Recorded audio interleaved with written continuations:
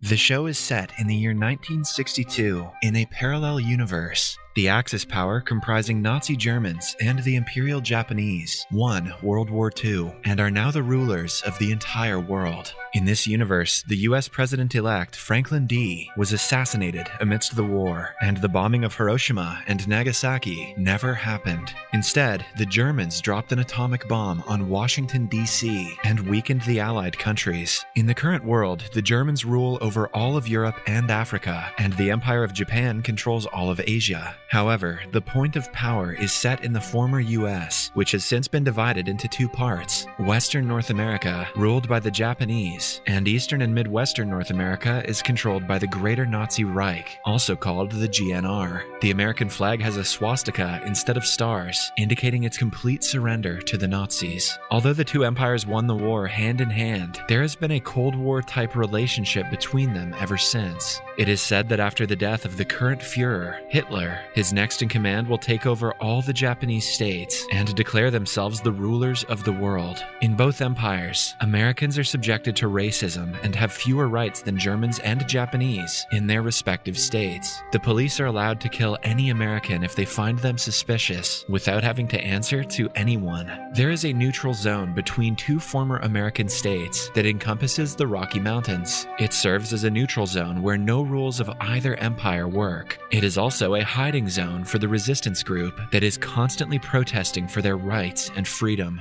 Then, we are introduced to Joe Blake, who lives in Nazi-occupied New York. Tired of being a slave to the Nazis, he is looking to become a part of a resistance group. From various sources, he has finally discovered the address of the New York leader of the group. As he travels to the said place, we see Times Square billboards filled with Nazi propaganda and advertisements about the Führer. The headquarters turns out to be a shipping company, and the leader is a manager named Don. Joe tells him that he is a rebel, but Don laughs in his face. Joe has gotten their address, which means he is already qualified to be their ally. But according to Don, someone like him will blurt out all their secrets to the police if caught. Joe tells the manager that his will to fight is not that weak, and Don ultimately gives him a chance. As his first task, he is asked to drive a truck filled with coffee machines to Cannon City, Colorado, which is a neutral zone. Joe inquires what else the truck contains, but he is asked to do as told without asking any questions. Right before he leaves, the place is raided by the Nazis. Joe manages to drive away, while Don is caught and arrested. It turns out that the third highest Nazi rank officer, Obergruppenführer Smith, initiated the raid. He used to be a US Army captain before he joined hands with the Nazis and is now loyal to them. When told about Joe and the truck, the Obergruppenführer orders his people to catch the truck at any cost. Then, we are taken to San Francisco, a Japan-ruled city in the West. Juliana is an Aikido expert and a happy American living under Japanese control. One day, after practice, she is approached by her friend named Doni, who has a crush on her. He asks her out on a coffee date, but Juliana reveals that she already has a boyfriend named Frank. Later that day, she meets her sister Trudy, who has been MIA for the past week. Trudy is happy about something and claims that her life is about to change for the better. Then, we see Juliana meet Frank, who is great at art. However, since the Japanese are not a big fan of modern art, he has taken a job as a mechanic in a factory.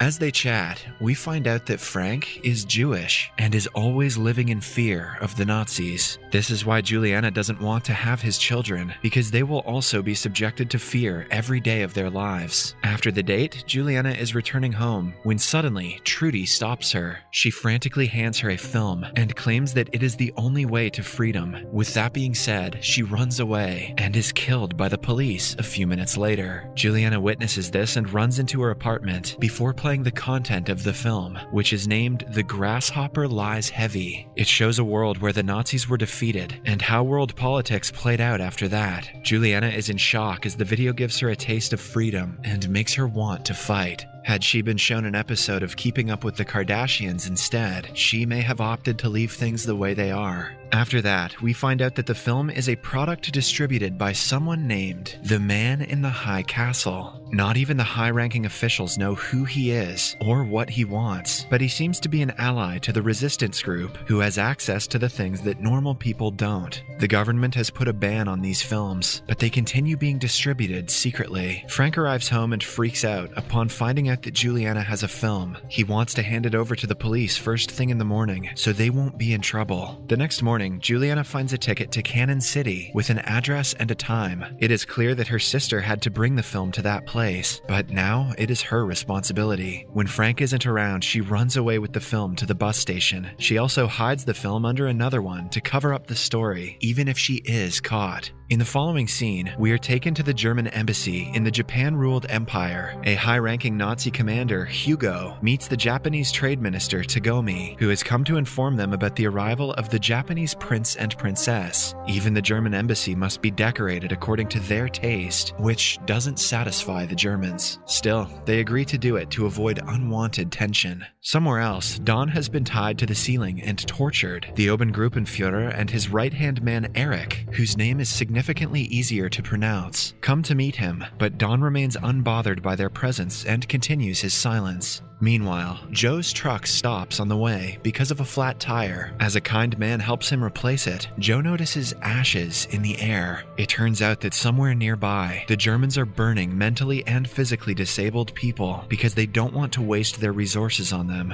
Guess you can't teach an old genocidal psychotic cult new tricks. After that, Joe continues the journey until he reaches a police check post. In a moment of heat, he brings out a film from under the truck and hides it somewhere else. The police do not find it and set him free. Like Juliana, Joe's job is also to supply the film to someone in Cannon City. Juliana meets a man named Randall, who is supposed to meet her sister. He is also a resistance member and thinks that Juliana is not suitable for the job. They get into an argument about who gets to take the film to Cannon City and decide that Juliana should do it because the person receiving the film thinks he is meeting a woman. On her way to the city, Juliana's bag is stolen by another woman who runs away with all her money and the fake film. Juliana continues the journey without money, adamant about doing her sister's job first. At Frank's work, he and a coworker named Ed are talking about politics. Soon, he and Randall, who Juliana was talking to earlier, are arrested for hiding the film from the police. Juliana reaches the hotel in Cannon City and waits for the person she is supposed to meet. While she is at it, she meets Joe, who pays for her meal because her wallet was stolen. They chat for a while and make friends with each other. Then, we see Joe making a call to the Obergruppenführer, revealing that he is a spy working for the Nazis and the one responsible for Don's arrest. Back in San Francisco, Frank and Randall are imprisoned and tortured. Officer Keto threatens to kill Frank's entire family if he doesn't reveal Juliana's location by tomorrow. Later, Frank and Randall are left alone, and the latter asks Frank not to tell anyone about Juliana because what she is doing is greater than Frank's family. Ultimately, Frank's sister Laura and her two children are brought to the police station and asked to wait in a room. Keto tells Frank that they are about to poison all three of them in half an hour and gives him time to think it over.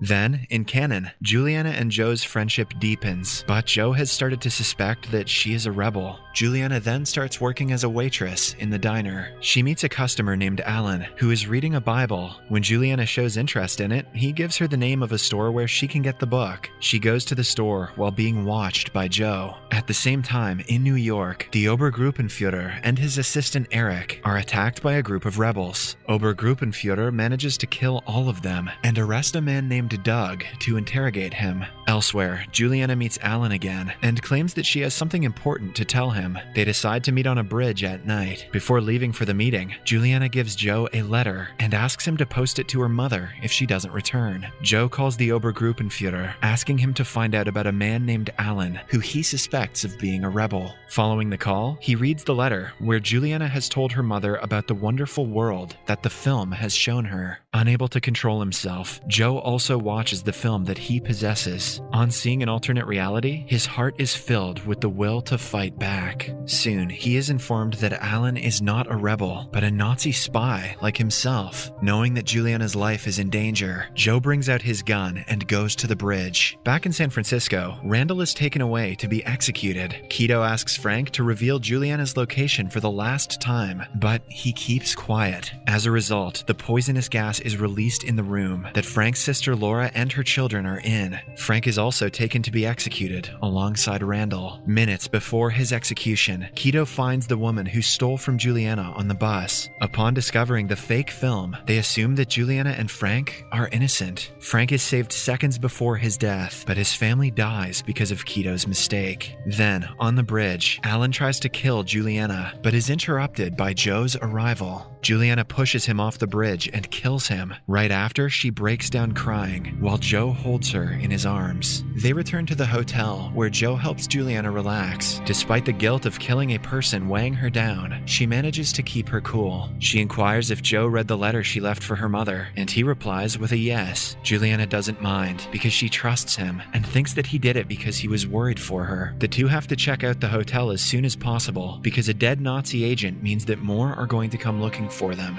They settle on checking out at different times to avoid being suspected. Back in San Francisco, Frank returns to his apartment and goes to sleep. What he has been through in the last 24 hours has weakened him to his core. Ed comes to meet his friend and is glad to see him alive, but Frank doesn't show any interest in his concerns. Frank also receives an official letter from the Japanese police about a funeral being held for Laura and her dead children. He then goes to the police station and identifies the dead bodies as his family. By the time he is done, Frank's sorrow has turned into rage. He wants to avenge the Japanese for killing his innocent family. He gets a perfect opportunity to do so when the Japanese crowned prince and princess arrive in San Francisco. Upon returning home, Frank gets a call from Juliana but ends it abruptly. He blames her for the deaths and doesn't want to associate with her until his anger calms down. Somewhere else, the Obergruppenführer gets a call from Joe and inquires if he has found more rebels in the diner, referring to Juliana. However, Joe lies, claiming that he doesn't suspect anyone, but he wants to wait for a week to confirm. The Obergruppenführer orders otherwise, because the rebels should have come by now, and their absence only means that they caught on to the Nazi plan. Joe agrees and goes to a gas station to prepare for the trip back home. Then, we are introduced to another Nazi soldier, Marshall. He is known for killing hundreds of rebels around the neutral zone and is an absolute Nazi propaganda follower. He suspects Joe and asks for his card, which causes the two of them to get into an argument. After confirming Joe's identity, the man shows Alan's picture to a bystander. He is the agent sent to investigate Alan's disappearance. Joe quickly meets Juliana at the diner and tells her about his eventful meeting with another Nazi spy. They do not have more time to beat around the bush and need to flee as soon as possible. At first, they search the dam for Alan's body and dispose of it, so Marshall won't find it. In the meantime, Marshall goes to the bookstore that Alan often used to visit. The owner, Carl, claims that he knows nothing until Marshall brings out a card with his true identity. It turns out that Carl is a rebel refugee from Ohio. To save his life, the man tells Marshall about a girl who came to buy the Bible under Alan's suggestion.